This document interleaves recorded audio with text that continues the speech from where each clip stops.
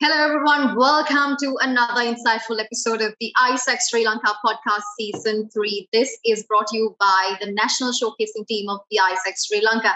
And introducing myself, I'm Ashinsanie Weerasinghe, the host for this program. And today I really don't have my co-host, but you must have met him in the episode 4, which he conducted last.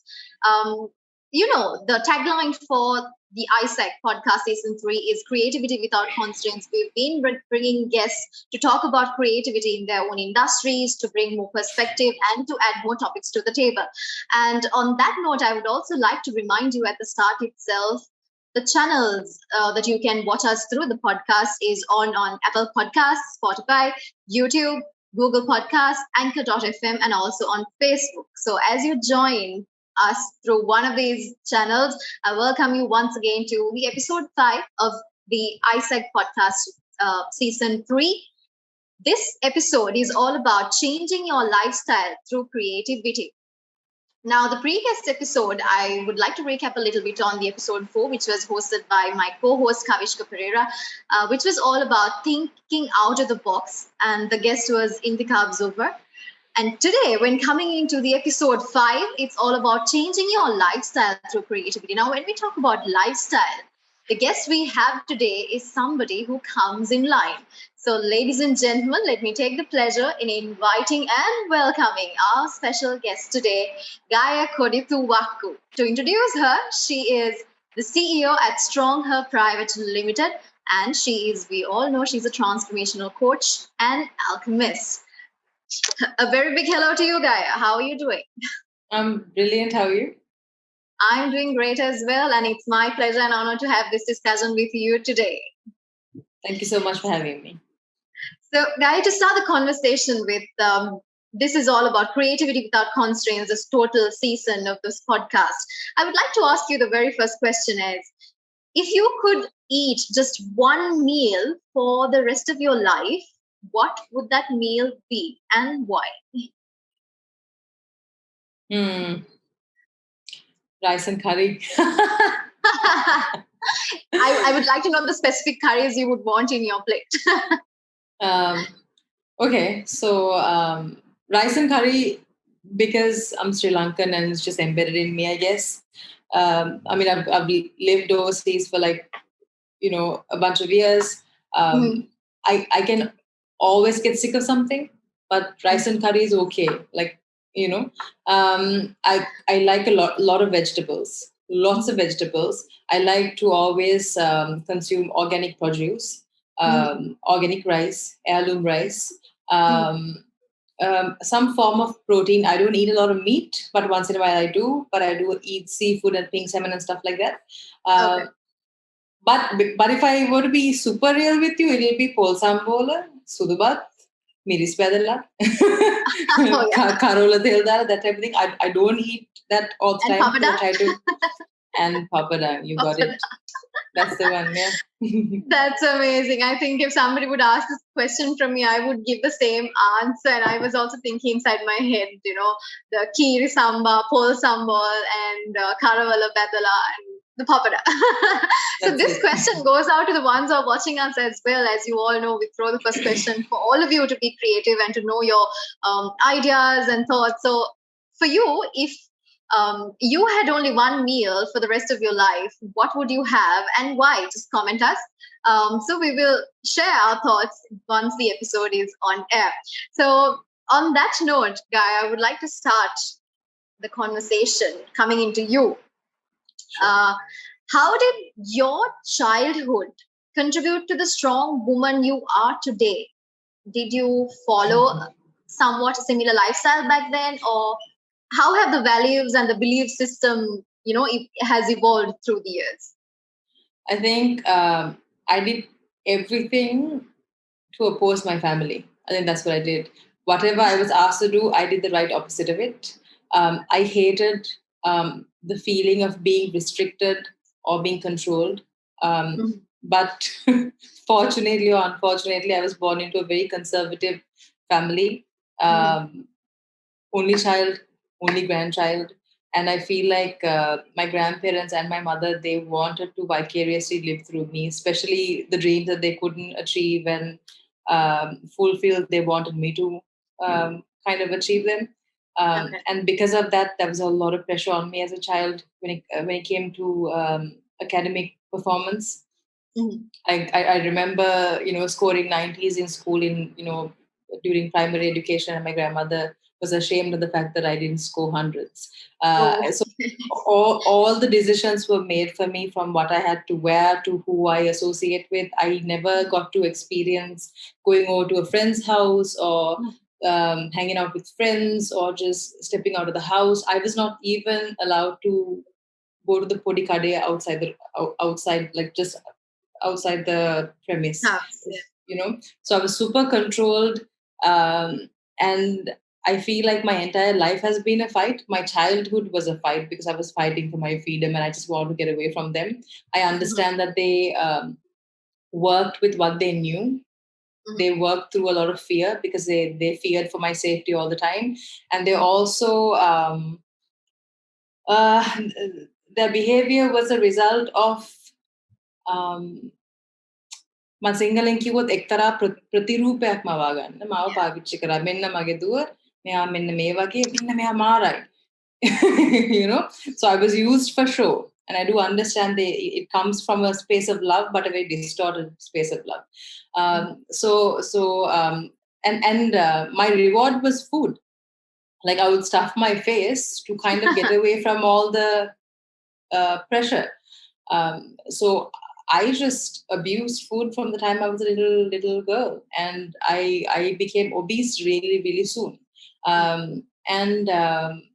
My lifestyle and my life and my mindset now is a complete opposite of what I experienced as a child, and that kind of leaked into my teenage years and my early 20s as well, because there's a lot of dysfunction that came through my family. My relationship with my mother was super toxic, I feel like the dysfunction that I went through also helped me want to seek out for some form of a mental liberation, because whatever dysfunctions I faced, for example, my mom would constantly beat me up, constantly, and I think I translated that to love. That, I mean, she was my main caregiver. That's how you defined love. Absolutely. And so that I took with me into my first relationship, my second relationship, and so on and so forth. And I always attracted very abusive men into my life. And it took me a while to see the pattern and break those dense, layers of conditioning that came through my childhood. But yeah, my current relationship with my family is just absolutely perfect, but that's not because they have changed. It's because I have completely transformed, and there is nothing for them to bounce back on. Even if there is a trigger, even if there's an argument or a disagreement, there's nothing for them to work with, because they don't really get a response from me, because I've processed all this, and I'm a completely different person, and I can look at them with compassion, understanding where they come from, because they also work through their traumas. They didn't know how to process their pain, hence they projected it onto me. So yeah. So what do you, after coming through such a journey, what do you feel about yourself today? I'm free is all I can say. I feel like my goals and my aspirations have changed dramatically, because from my late teenage years up until very recently, I was very career driven, very like make money, hustle type of mentality. Also because I had too much pride growing up to even ask my family for, financial support. So when I went to Australia, I did 3-4 jobs. I used to do these odd jobs all the time, and I was constantly exhausted. Even when I came back to Sri Lanka, it was the same. So I experienced a lot of financial struggle. So for someone who experienced financial struggle, for me, when I started making money, it was everything to me. Success in my career, recognition, all of those things were everything to me, until my focus kind of shifted to going inward. And when that happened, everything changed. Not the same person anymore at all. I think all that you've gone through has helped you to become who you are today, and that's the successful Gaia we also see and we also look up to. as a public. So on that note, Gaia, you founded Strong Her, and a phrase most often used in your descriptions, wherever you use it, is the fitness is more than just losing weight. What's the story behind building up Strong Her and this phrase? Yeah, because I myself was super identified with my body, being someone who was super obese for the longest time of my life. When I started training, when I found strength in movement, and when my body started changing, I started competing, and then I realized my entire focus was maintaining six packs and maintaining this perfect shape and this fat percentage. And I saw how toxic that was. Even being in that environment, I was constantly super toxic. Sorry, I was super distracted. Sorry. So it was a extremely toxic environment to be in. I developed body dysmorphia.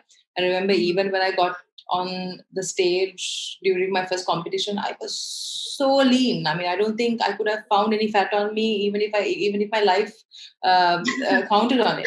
And I remember getting on that stage thinking I'm so fat, even being that skinny. And that kind of continued for a couple of years. The second year I competed, the same thing happened. And I realized how messed up it was. I was so identified with the body that every single time a little change happened, I was just completely paranoid. And I went on this vicious cycle, this spiral. And then from that point on, my body started rejecting me. I started putting on weight. My hormones were completely out of whack because I was training 8 hours a day, eating a very restricted diet, so that I could win medals. Because winning was everything to me. I wanted that attention, that achievement. And the second my body shut down on me, I have to look inward, because what else do I do? And that is when I started developing an extremely healthy relationship with my body and food. And I realized that transformation from within is more key than the physical transformation. So when women come to me, I always sort of at least sneakily try to pass that message on. And most women do understand that the body will inevitably show results when you treat it kindly, but what matters the most is how you feel, the way you perceive problems, the way you navigate in the world, how much compassion you have towards the people around you, and everything else is just like a inevitable result that comes along with it. That's amazing. That's amazing. In brief, if you can just tell us the journey, how has the journey of Strong Her been so far? Oh my gosh, it has been just a blessing. I have trained between 4,000 to 5,000 women from all over the world, from countries that I hadn't even heard of before. I got into this industry. It's just been such a fantastic journey, because one thing is because the things that I had gone through, being raped in my early 20s, going through domestic abuse, going through violence, going through issues with substance abuse. I turned to substances when I was looking for comfort, because I didn't know what to do with my life. So all those things that I had gone through helped me relate to all the women who came to me. Because if you had gone through it, I bet you I had gone through the same. And that really helped me relate to them. And even more than, I feel like fitness is just a vehicle for me to serve. But more than that, I feel like I've been used as a tool to help women overcome their grief and their trauma. And that has been the most, even more than the physical transformation part, that has been the most rewarding one, because I really see from the way they stand to the way they carry themselves, to the way they speak, everything changes. And that brings me so much joy and happiness. That's amazing. And what's actually amazing about you is that the way you articulate the story and the way you it comes from your heart, because you're somebody who has gone through everything, but also it comes out in an inspiring way, so that whoever who's going through it, they know that they're not just alone, and they also need to speak up and get out of the situation. So that's something really I admire personally as well. So now coming into the podcast, Gaia, I told you the podcast season is all about creativity. I would like to ask you, what does creativity mean to you, and how you would use creativity in life?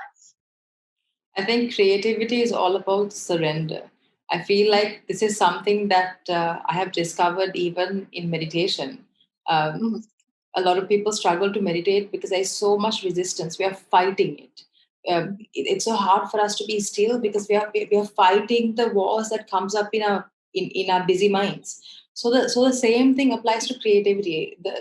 For an example, the way I created this business was through creativity. I didn't have any prior strategic knowledge about how to create a business and how to create a platform that serves a huge number of women.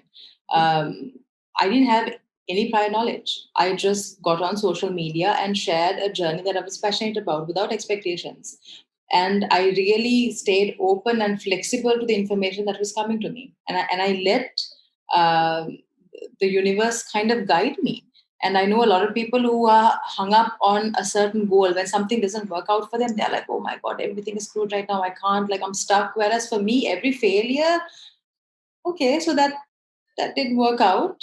Now I know what not to do. Okay, I've tried radio, I've done media, I've been in, I worked in NGOs, I worked under Gordon Ramsay, I've done 100 million jobs, and okay, this didn't work, on to the next. This didn't work, on to the next. So I didn't take it personally when I failed. Instead, I really looked at them as opportunities to grow, and I let things come to me. I feel like a lot of us are fighting against the current, whereas when it comes to being creative and innovative with your industry or in whatever it is that you do, we got to stay open and soft and kind of understand, what is about to emerge through when it comes to your human experience. Because a lot of us say stuff like, why is it happening to me? This is very cliche, but we think, why is it happening to me? And for me, it was always about, why is it happening for me? What is about to emerge through this situation that I can learn? And that to me is creativity. I mean, this is a pretty interesting answer that I've got out of the season so far, where you say creativity is all about surrendering and, emerging, coming out of the situations and, looking forward to more opportunities. So that's something that also sinks in my mind as well. Now, going forward, when it comes to the fitness industry, Gaia, the internet gives you so many standards, so many styles, and there are so many fitness enthusiasts also when you go on Instagram. And for you, what does stepping away from the norm and being unique in one's own creative way means to you? I think it's first healthy to understand that fitness, just like beauty, has so many different facets to it. For me, fitness was a matter of life and death. Because for me, fitness was a vehicle that I used to come out of chronic suicidal depression. So for me, fitness was not about looking a certain way. It was about feeling a certain way. And I think a lot of us are fooled by what we see on social media, airbrushed, photoshopped, edited, good angles, great lighting type of pictures. And we take that and we try to mold ourselves into that particular box, to fit into that box. And obviously we are going to feel disappointed when we don't match up. And most of the fitness professionals that we see on social media, I'm sorry. So even the international personalities and the people that we see on social media, there is a lot more information going behind the curtains. You know what I mean? A lot of people on substances that is meant to help you look a certain way. When I competed my first competition, I was next to women who were on steroids, and I was passing out before I got on stage, and they were eating burgers and dancing, and I was like, what is going on? What's happening over here? And I realized that this is the standard, and this is a standard that the normal Sri Lankan girl compares herself to, and it is not realistic. And that is why I'm so big about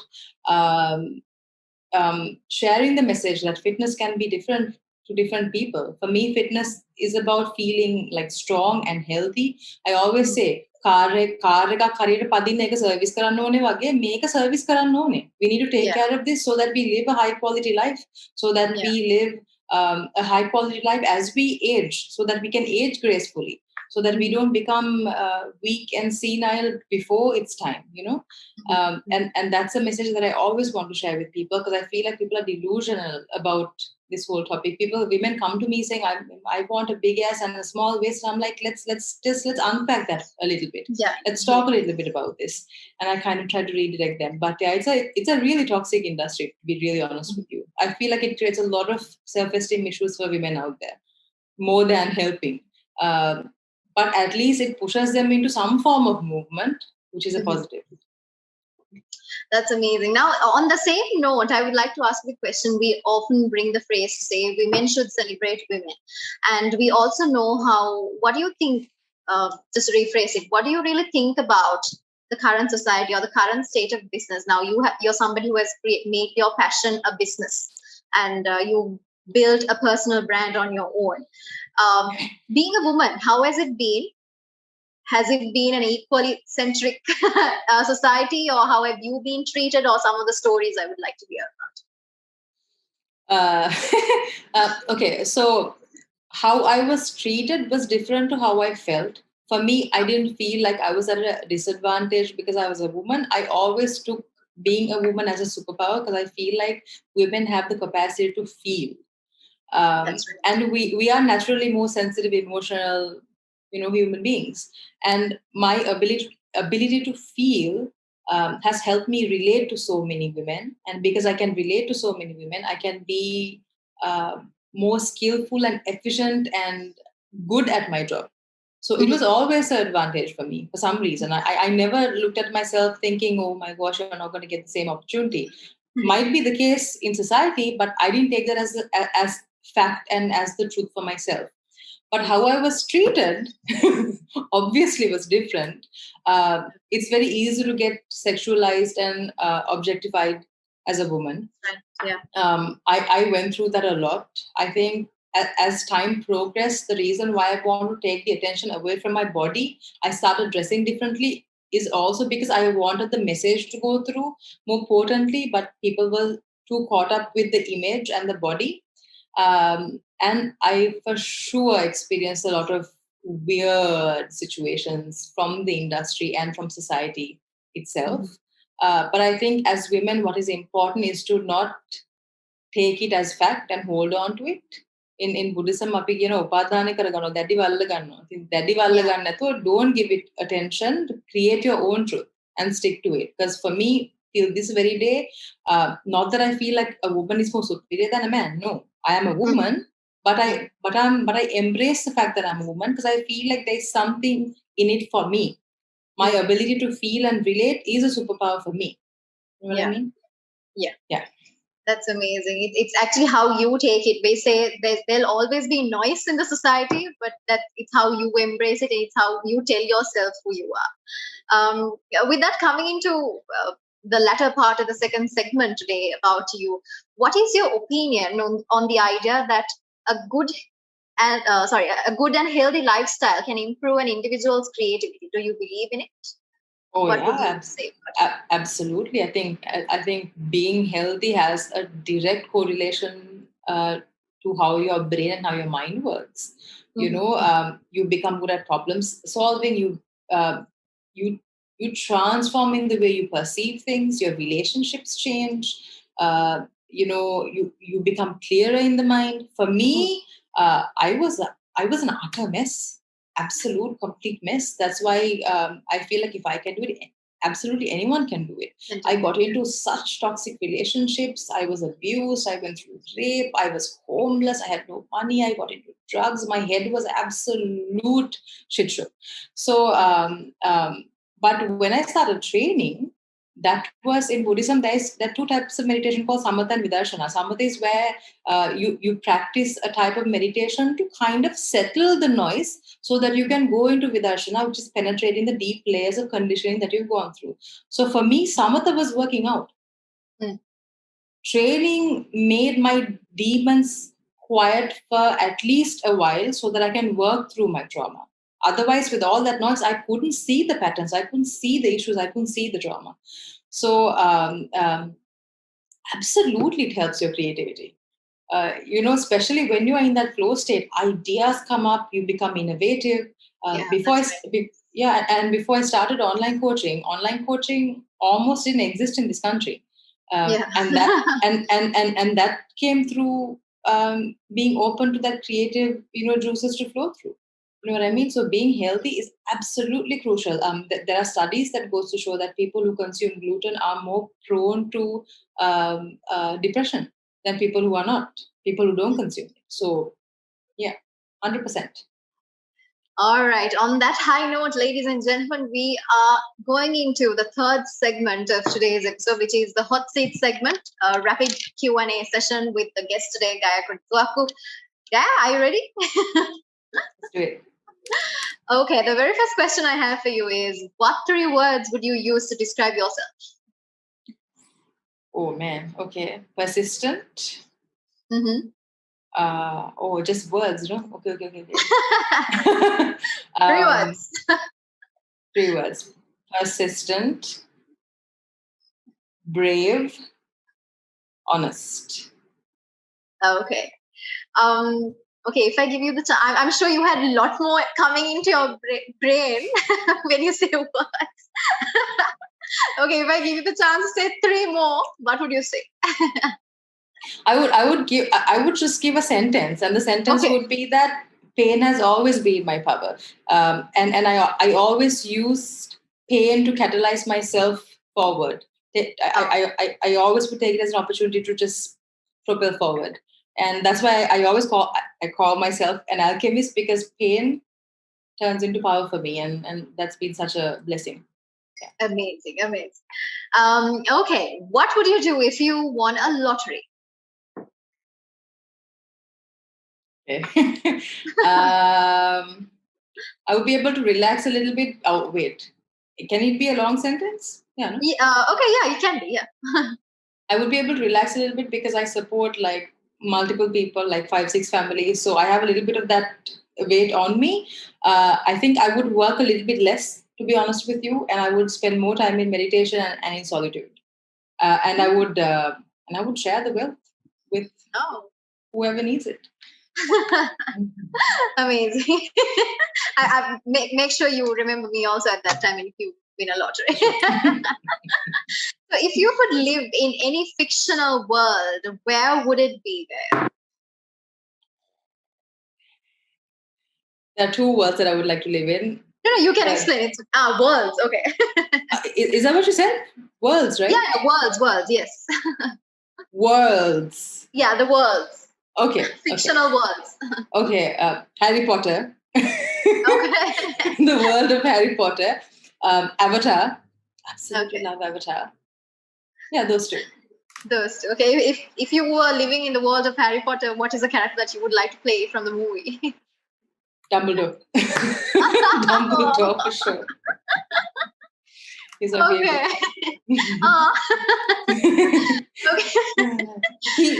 Okay. He catered to all my daddy issues. He was like the perfect father figure. You know what I mean? He was amazing. Yeah.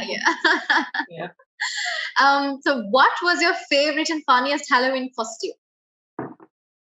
Oh, damn. I don't think I ever got into any Halloween costumes. Oh, okay. Oh, no. I got into one Halloween costume and I dressed up as a vampire.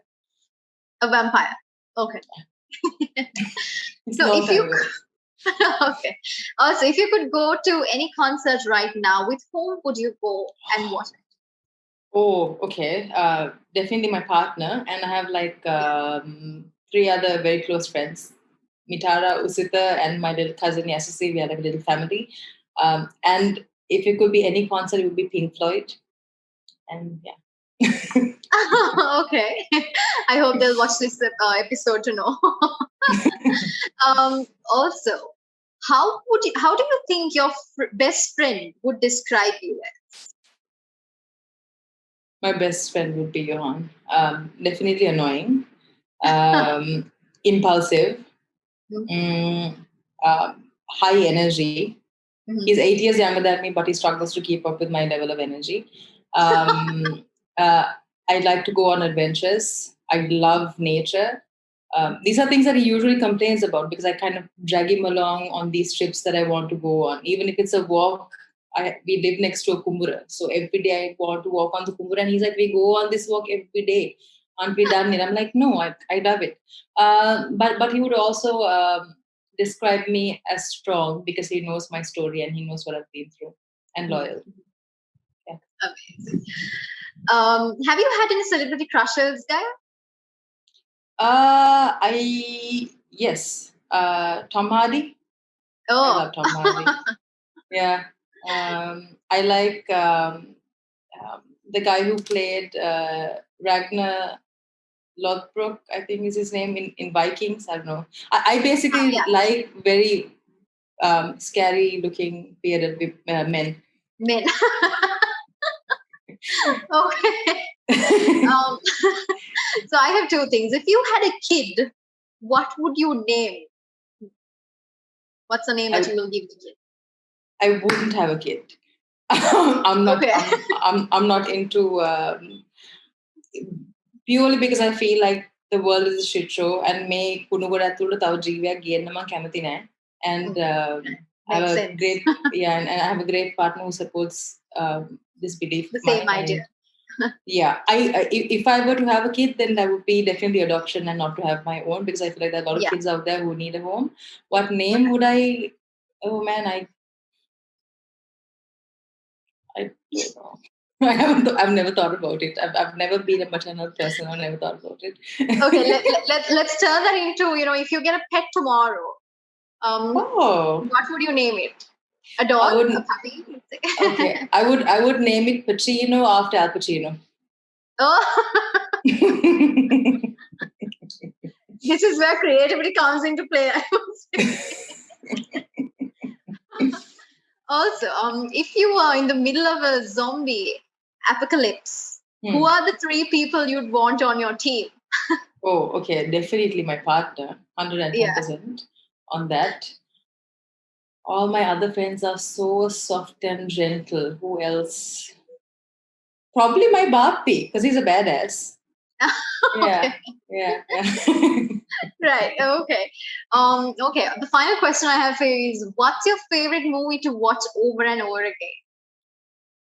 Matrix. The Matrix. Oh, okay. I haven't watched it.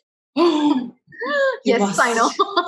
You must. I actually watched it recently also. It's just it's just on point when it comes to symbolizing the world and what's actually going on. Yeah. Okay. I should watch it.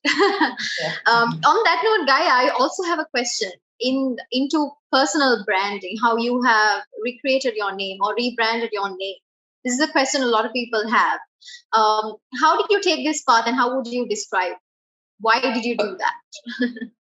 I think this line resonated with me so much, and the line is follow your highest excitement. When I mean follow your highest excitement, what I mean is follow it with what is available to you. So when I was going through what I was going through, let's say my lowest point in my life, when I was in Australia, I had no money, I was homeless, I was just going through so much, and the only thing that I did have was I had a dog. Who was a part of my life for 8 years, and she saw me going through the depression and the anxiety and the drug abuse.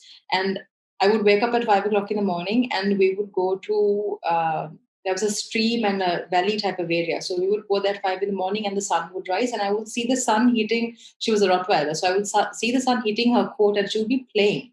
There would be butterflies, and there are plants, and I would watch that, and that was the highlight of my day. And that was the only positive thing that I experienced for the entire day. But I really milked on it. Like I really, I would take my journal and I would write about it, saying, "Oh my gosh, like this, I'm so grateful. Although the rest of my life is real shit, I'm grateful for this." And I focused on that positive aspect, and that led to another incident. And so what I mean is, whatever excites you now, follow that, and that will take you to the next destination and the next destination and the next destination. So following my passion brought me here. I didn't have a plan, but I just went with how I felt, and I felt great when I worked out.